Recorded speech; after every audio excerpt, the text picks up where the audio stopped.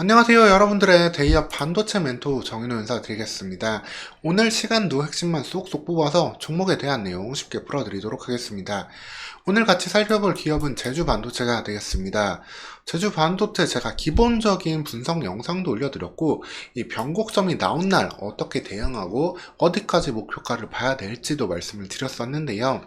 이후에도 다시 한번 놀라운 급등을 보여줬습니다.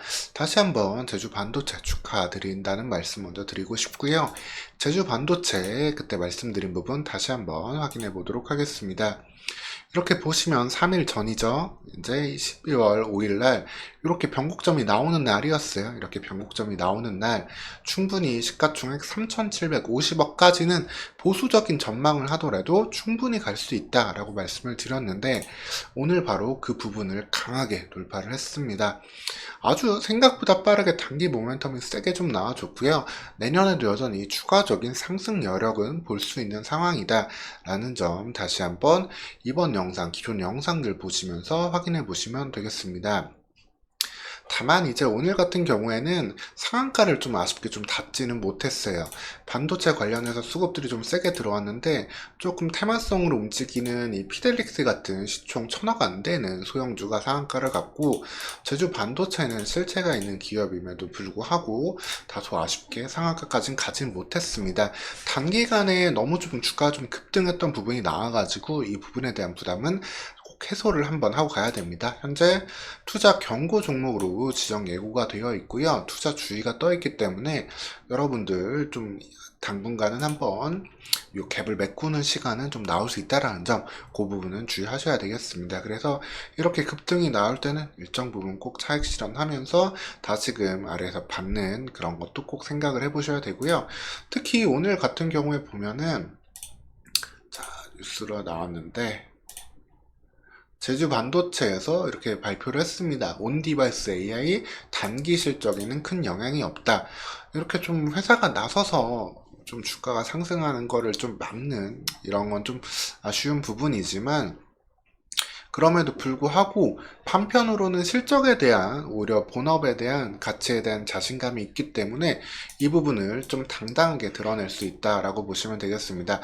여전히 퀄컴 및 미디어텍 등 글로벌 핵심 칩 업체와의 신규 제품 추가 인증은 순조롭게 진행되고 있다라는 점, 결국에는 실적이 성장할 수밖에 없다라는 것은 예상할 수 있겠습니다. 가장 최근에 나온 리포트 내용도 한번 살펴보면은 AI 기능이 탑재된 기기의 수가 모바일 PC뿐만 아니라 가전 제품까지 확대될 것이라는 점이 제주 반도체가 판매하고 있는 LPDDR4 이런 저가형 칩들, 이 칩들의 수혜를 크게 늘려낼 수 있다고 보시면 되겠습니다.